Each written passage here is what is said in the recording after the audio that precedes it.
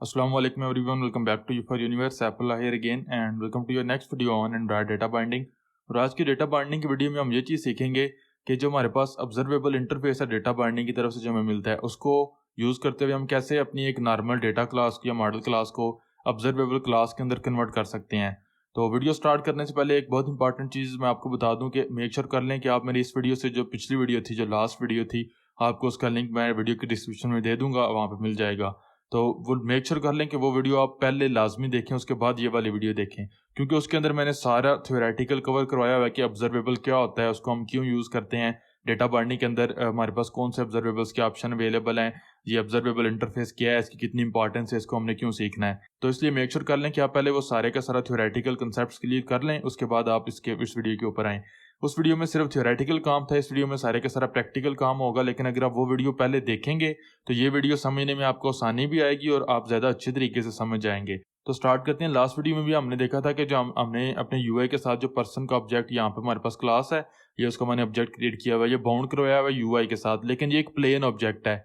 अगर हम यहाँ पे हमने देखा था कि ऑन क्लिक के ऊपर एज को अपडेट कर रहे हैं, लेकिन अपडेट करने के बावजूद ऑटोमेटिकली जो हम यहाँ पे नेम और एज यूज़ कर रहे हैं ये अपडेट नहीं होते हमारे इस ऑब्जेक्ट की, जो कि हमने यहाँ पे इसको बाउंड कराया हुआ है या क्रिएट किया हुआ है। तो ये इसलिए है कि ये हमारे पास एक नॉर्मल ऑब्जेक्ट है, ये ऑब्जर्वेबल ऑब्जेक्ट नहीं है। तो अब हम ये करेंगे कि डेटा बाइंडिंग की तरफ से जो ऑब्जर्वेबल इंटरफेस मिलता है उसको इम्प्लीमेंट करेंगे अपनी पर्सन क्लास के ऊपर, और उसकी मदद से जो हमारी पर्सन क्लास है उसको हम नॉर्मल क्लास से एक ऑब्जर्वेबल क्लास के ऊपर कन्वर्ट करेंगे, ताकि अगर हम जब भी हम पर्सन की कोई भी प्रॉपर्टी चेंज करते हैं, लाइक सिर्फ एज को अपडेट करेंगे, तो वो ऑटोमेटिकली यूआई के ऊपर या जहाँ पे वो यूज़ हो रहा है वो अपडेट हो जाएगा।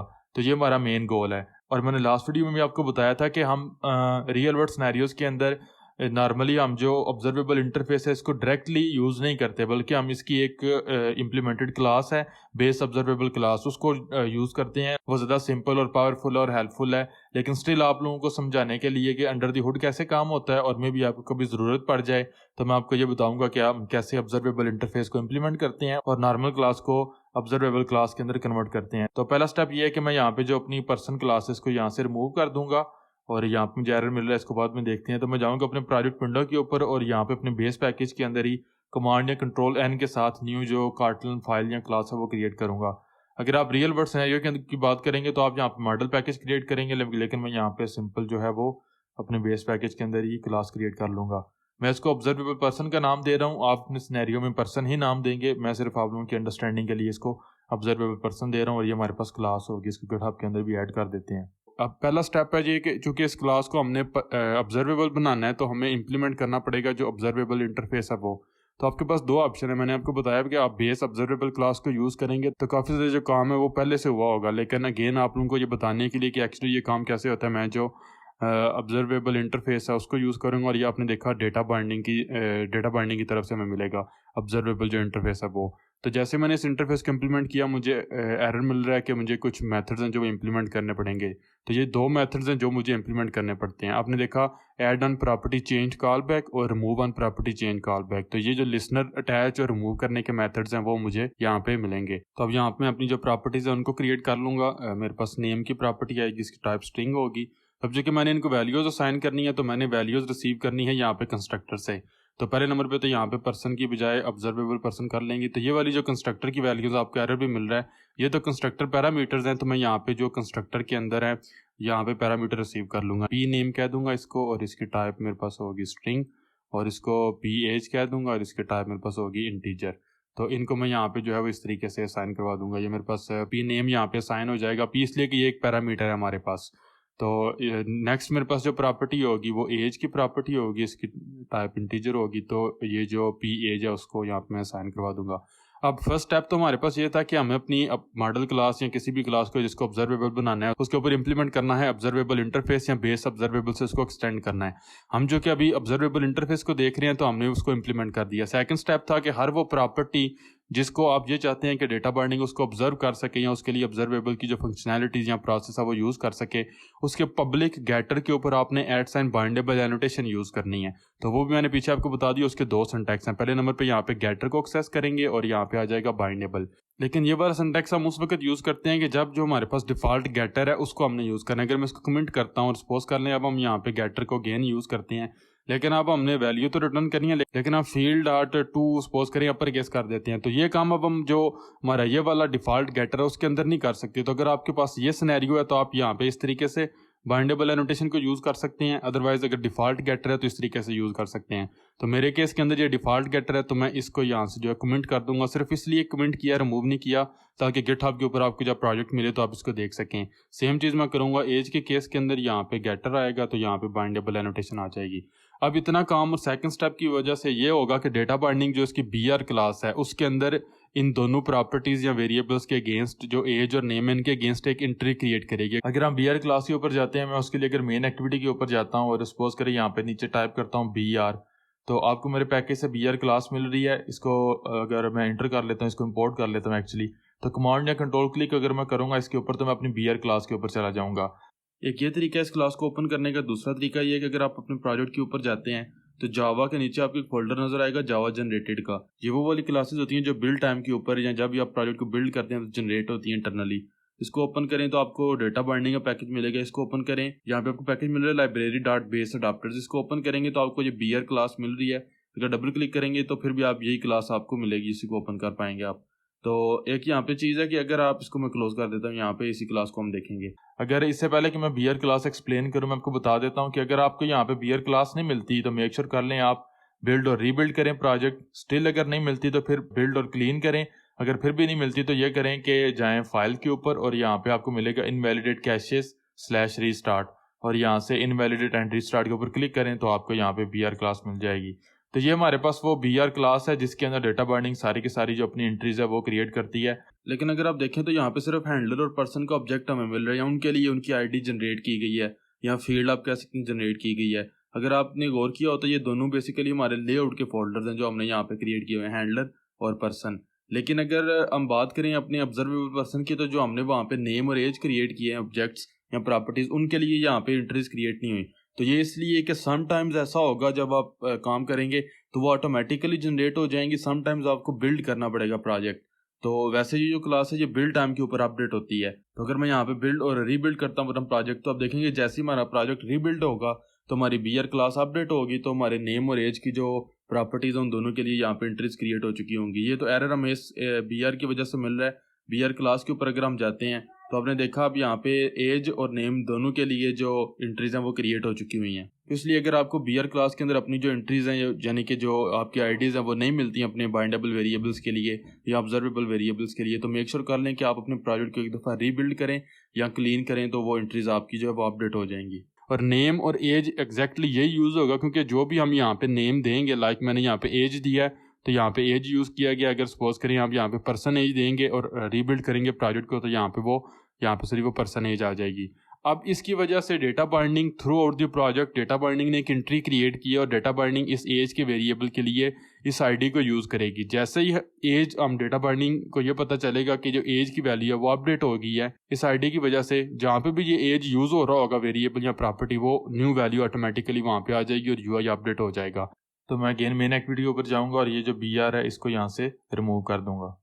लास्ट स्टेप ये है कि जो मैंने आपको बताया था कि जब हम ऑब्जर्वेबल इंटरफेस को यूज़ करते हैं उस केस के अंदर जो हमें लिसनर्स है वो भी अटैच करके प्लस जो नोटिफिकेशन है वो खुद सेंड करना पड़ता है। वो हम इस तरीके से करते हैं। पहले नंबर पे यहाँ पे हमें जो है वो प्रॉपर्टी क्रिएट करनी पड़ेगी। मैं इसको लिसनर कह दूंगा और इसकी जो टाइप है वो इंपॉर्टेंट है। इसकी टाइप होगी प्रॉपर्टी चेंज रजिस्ट्री। ये हमारे पास एक डेटा बाइंडिंग की टाइप है, तो इसको जहाँ पे मैं जो है वो इनिशियलाइज भी करवा दूंगा property change registry empty constructor से। अब हमने करना ये है कि ये वाला जो हमें कॉल बैक मिल रहा है ऑटोमेटिकली जो डेटा बाइंडिंग की तरफ से ही मिल रहा है, इन मेथड्स को हमने खुद कॉल नहीं करना।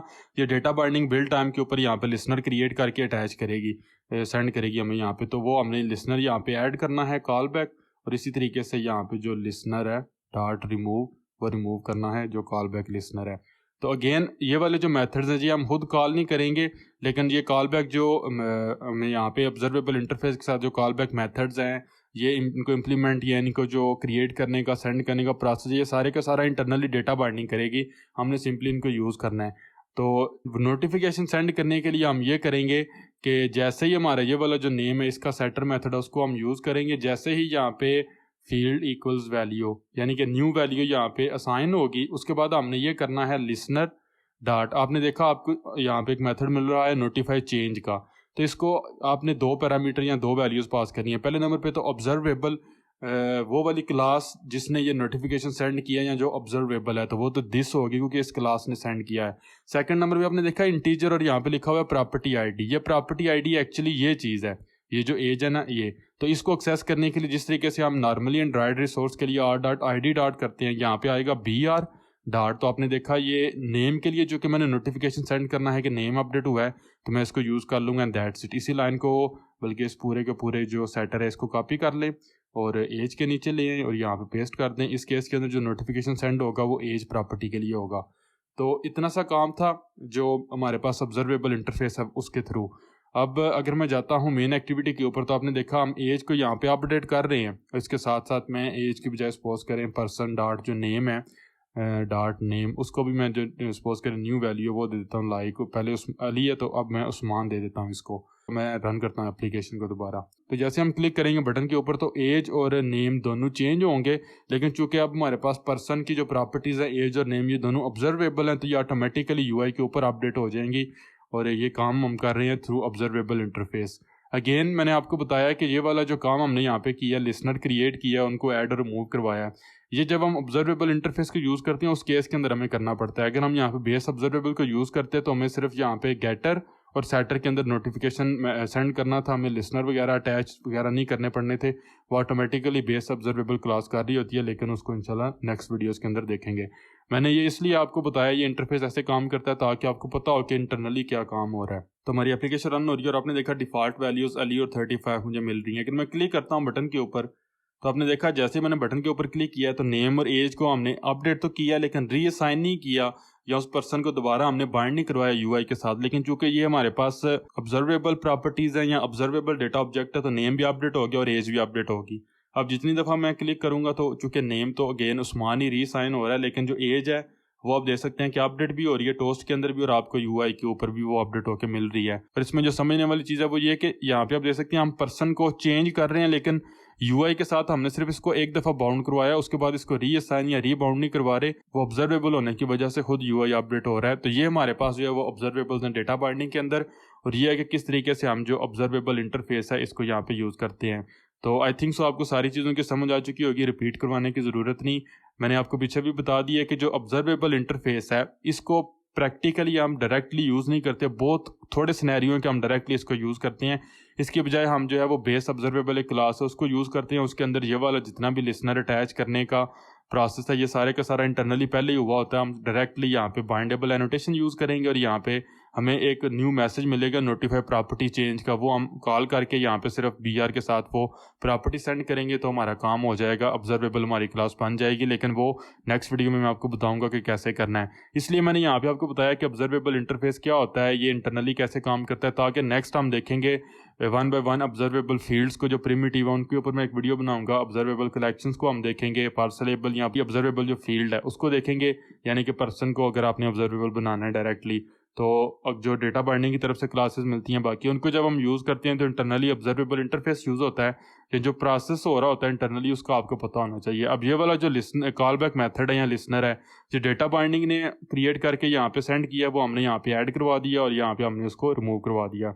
एक चीज़ आप नोट करें, सपोज करें जैसे ही एज यहाँ पे सेट हो रही है, अगर मैं इस लाइन को कमेंट कर दूंगा ना और एप्लीकेशन दोबारा रन करूंगा एज आपकी अपडेट भी होगी लेकिन यूआई को नहीं पता चलेगा, यूआई के ऊपर वो अपडेट नहीं होगी। दोबारा मैं रन करके सिर्फ आप लोगों की तसल्ली के लिए आपको बता देता हूँ, क्योंकि टोस्ट के अंदर आपको नजर आएगा कि जो एज है वो अपडेट हो चुकी हुई है लेकिन यूआई के ऊपर आपको नजर नहीं आएगा। यहाँ पे आप देख सकते हैं उस्मान नेम तो चेंज हो गया क्योंकि नेम के लिए हमने नोटिफिकेशन सेंड किया है डेटा बाइंडिंग के थ्रू, BR क्लास के थ्रू, कि ये जो BR डॉट नेम की प्रॉपर्टी है ये अपडेट हो चुकी हुई है। तो data binding automatically new value जो है इस लिसनर के थ्रू जो नीचे हमने अटैच किया है प्रॉपर्टी चेंज रजिस्ट्री के साथ उसको अपडेट कर दिया यूआई के ऊपर। लेकिन एज आप टोस्ट के अंदर देख सकते हैं कि अपडेट हो रही है 45, 46, 47, लेकिन जो कि इसके जब हम न्यू वैल्यू साइन कर रहे हैं यहाँ पे जो है वो नोटिफिकेशन सेंड नहीं किया जा रहा डेटा बाइंडिंग को, तो उसको ये नहीं पता चलेगा कि जो क्लास है जो प्रॉपर्टी है एज की वो अपडेट हो चुकी हुई है तो हमें न्यू वैल्यू नहीं मिलेगी। तो इस तरीके से इसको मैं कमेंट करता हूँ। तो इस तरीके से हम जो है वो ऑब्जर्वेबल इंटरफेस के साथ काम करते हैं। वीडियो एंड करने से पहले एडिशनल चीज़ है जो सिर्फ जावा डेवलपर्स के लिए कि अगर यही क्लास सपोज करें आप जावा के केस के अंदर डेवलप करेंगे तो वो कुछ इस तरीके से होगा। सिर्फ आप लोगों को समझाने के लिए मैं यहाँ पे जो है वो एक न्यू मैं क्लास क्रिएट कर लेता हूँ जावा, इसको मैं कह देता हूँ जावा पर्सन ये मेरे पास क्लास होगी और ओके कर देता हूँ, इसको भी गिट के अंदर ऐड कर देता हूँ। जावा डेवलपर आल दो आप लोगों को आप जो जावा है वो यूज़ नहीं करनी चाहिए। इन दोनों के लिए मैं जो गेटर सेटर्स हैं वो जनरेट कर लूँगा। तो अब यहाँ पे इन दोनों प्रॉपर्टीज़ को ऑब्जर्वेबल बनाने के लिए हमें ये करना पड़ेगा कि जो गेटर है, पब्लिक गेटर है, इसके ऊपर यहाँ पे बाइंडेबल एनोटेशन यूज़ करनी पड़ेगी। सपोज करें अगर मैं नेम को यहाँ से शिफ्ट F6 से रीनेम करता हूँ ताकि वो नीचे भी हो जाए, रीनेम में इसको क्या देता हूँ जावा नेम, जी सारी अकरेंस को मैंने रीनेम करना है। और सेम वे जो एज है उसको भी मैं कर देता हूँ जावा एज। ये मैंने इसलिए किया है कि अब अगर मैं इंटरफेस यहाँ पे इम्प्लीमेंट कर लूँ, ऑब्जर्वेबल इंटरफेस, मुझे यहाँ पे इम्प्लीमेंट करने पड़ेंगे मेथड्स। अब इनको तो अभी मैं इम्प्लीमेंट नहीं कर रहा क्योंकि इसको प्रैक्टिकली हमने यूज़ नहीं करना। जो चीज़ मैंने समझानी है वो ये कि जो प्रॉपर्टी नेम है वो कौन सा, जावा नेम और जावा एज। अब अगर आप जाएंगे BR क्लास के ऊपर तो ये अपडेट नहीं हुई, बिल्ड और रीबिल्ड कर लें प्रोजेक्ट को तो ये अपडेट हो जाएगी। तो आपने देखा हमारी क्लास अपडेट हो चुकी है और यहाँ पे प्रॉपर्टी आ चुकी है जावा नेम। जावा एज पहली बात इसलिए नहीं आई कि उसके गेटर के ऊपर जो मैंने बाइंडेबल एनोटेशन है वो यूज़ नहीं की, लेकिन आपने नोट किया कि एनोटेशन हमने गेट जावा नेम के ऊपर यूज़ किया जो गेटर मेथड था वो, लेकिन यहाँ पे वो प्रॉपर्टी नेम आया क्योंकि जो नेमिंग कन्वेंशन है डेटा बाइंडिंग को वो ये है कि डेटा बाइंडिंग इस तरीके से करेगी, ये जो गेट है डेटा बाइंडिंग इसको रिमूव करेगी इस तरीके से। मैं यहाँ पे नीचे जो है इस मेथड के अंदर कमेंट भी कर देता हूँ कि सपोज करें यहाँ पे जो गेट है और फिर आगे है जावा और यहाँ पे नेम है, डेटा बाइंडिंग ये करेगी कि ये वाला जो गेट है ये इसको रिमूव करेगी क्योंकि इसको पता है ये गेटर मेथड है, और जो चूँकि जावा की नेमिंग कन्वेंशन है तो ये जो जे है इसको ये लवर केस के अंदर कन्वर्ट कर देगी तो वो प्रॉपर्टी नेम यहाँ पे बन जाएगा। अलबत्ता अगर आप ये कर लेंगे, सपोज करें आप जावा नेम कर लें, 2 दफ़ा अगर आप जावा लिख लेंगे तो अब अगर BR क्लास के ऊपर दोबारा आप इसको रीबिल्ड करें तो अब जो नेम होगा वो आप देखेंगे कि जो सिर्फ जावा नहीं होगा, जावा नेम होगा, क्योंकि डेटा बाइंडिंग को डायरेक्टली इस प्रॉपर्टी से कोई लिंक नहीं है, वो इस गेटर मेथड के थ्रू इस प्रॉपर्टी तक जा रही है और वो इस प्रॉपर्टी का जो नेम है वो भी इस गेटर मेथड की बेस के ऊपर गैस करने की कोशिश करती है या क्रिएट करती है। लेकिन प्रॉब्लम इसलिए नहीं होगी कि आप जो एक्चुअल प्रॉपर्टी है वो तो इंटरनली वो यूज़ कर रहे हैं, सिर्फ आपको ये समझा रहा हूँ कि ये जो नेम है वो किस तरीके से क्रिएट होता है। तो अगर आप अगेन जाएंगे BR क्लास के ऊपर तो आपने देखा आप जावा नेम है क्योंकि जो गेटर मेथड का नेम है वो ये है। तो इस क्लास को मैं इसी तरीके से रहने दूंगा, आल्दो इसको हमने अभी यूज़ नहीं करना, लेकिन सिर्फ आप लोगों को समझाने के लिए अगर आप जावा डेवलपर हैं तो आप इसको यूज़ कर सकते हैं या देख सकते हैं। यहाँ पे आपको एक इम्पॉर्टेंट चीज़ बताना चाहता हूँ, अगर आप यहाँ पे पर्सन जो हमारे पास प्रॉपर्टी है इसको वैल से वार के ऊपर कन्वर्ट करते हैं ताकि हम इसको रीअसाइन कर सकें, और यहाँ पे जहाँ पे मैं एज को अपडेट कर रहा हूँ, अब सपोज करें यहाँ पे एज की बजाय मैं इस तरीके से कर देता हूँ, पर्सन को मैं न्यू जो पर्सन है वो असाइन कर देता हूँ, यहाँ पे सॉरी ऑब्जर्वेबल जो पर्सन है वो आएगा। तो नेम के लिए सपोज करें A कह देते हैं और एज के लिए लाइक 100 कह देते हैं, 100 सॉरी डमी वैल्यूज़ ही हैं। तो अब अगर आप दोबारा हम एप्लीकेशन को रन करते हैं तो अब अगर मैं क्लिक करता हूँ क्लिक मी के ऊपर तो आपने देखा एज इज़ 100 मुझे शो हो रही है, जो एक्चुअल ये वाला मैंने न्यू ऑब्जेक्ट असाइन किया वो उसकी, लेकिन UI अपडेट नहीं हुआ क्योंकि जो चीज़ आपने समझनी है वो ये है कि अब हमने यहाँ पे कोई प्रॉपर्टी चेंज नहीं की है, जो हमने चीज़ें ऑब्जर्वेबल बनाई हैं वो एक्चुअली ये वाली 2 प्रॉपर्टीज़ हैं, इनको हमने ऑब्जर्वेबल बनाया है।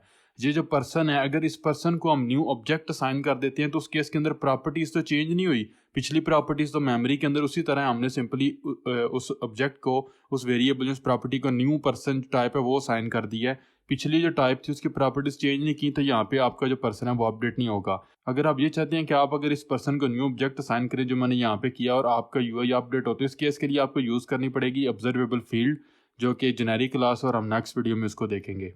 तो मैं कपल ऑफ अंडोज करूँगा और ओरिजिनल जो प्रोजेक्ट है उसके ऊपर ले जाता हूँ इसको, सिर्फ इसलिए मैंने आपको बताया ताकि आप लोगों को ये चीज़ पता होनी चाहिए।